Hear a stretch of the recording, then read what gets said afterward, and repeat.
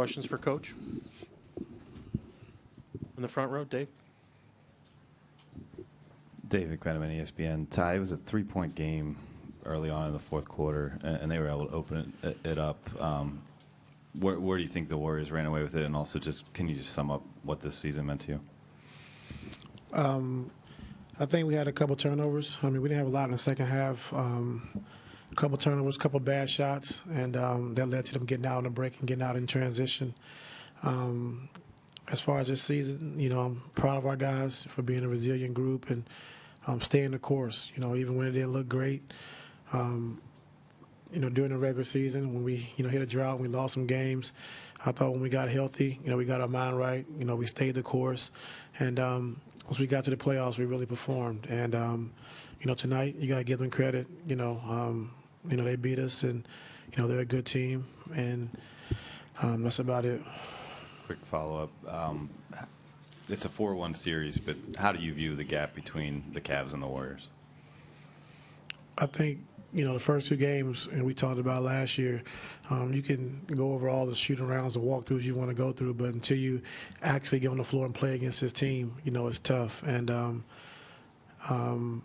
they beat us tonight. I don't see a big gap. I thought we played well and got better, each game. But against, good teams, you can't, give away games like Game 3 at home and then expect to come here and win in a hostile environment. So when you have them beat, you have to beat them. You can't, go back and forth or teeter on the fence. You have to beat them. And, letting Game 3 get away from us, and then coming back to this, to this gym, we knew it was going to be tough. But I thought our mindset was right. I thought we gave the right amount of fight, the right amount of physicality, and they beat us tonight. Jason? Jason Lloyd, The Athletic. What happened in the second quarter? It seemed they kind of blitzed you. Turnovers. Yeah. Turnovers, bad shot selection. And, something we talked about all series, you can't turn the basketball over. You can't take bad shots because you don't have floor balance, and they're so fast they get out in transition. It's tough, it's tough to get back and get matched, especially with their speed. But, overall, I thought, after the first two games, our team really did a good job of, locking in defensively, trying to take away what we wanted to take away. And they played a different game. It wasn't a lot of splits. It wasn't a lot of movement. It was 1-3 pick and roll with Curry and Durant, or pick on the, our weakest defender and try to attack that. So for that, we took them out of split game and things they did well, and they went to a different game. And that's what happens when you add Kevin Durant. Also, you mentioned Game 3 getting away from you. When you leave here, is there a moment, a game, a situation, like what do you leave here going, man, if only we got that? I mean, I really don't do a lot of that. Okay. The game's over. There's nothing you can do. You can't get it back. But, it happens throughout the course of the game. No one's going to play a perfect game. And, unfortunately, having a ball, up 6 with 2 minutes and 13 seconds and you lose that game, it's tough. But, you got to give them credit for sticking with it and winning that game. So it's over. It's nothing you can look back on. And now we just got to prepare and get ready again. Janie here on the corner. Hi, Ty. Janie McCauley from AP. Can you even sum up the difference that team has with Kevin Durant and what he does to make an impact, not only as a brilliant scorer, but just on the defensive end as well? Well, the difference is you have someone who's 7 foot tall defensively. Now you can put him on Kevin Love and still play him, in a post up when they switch.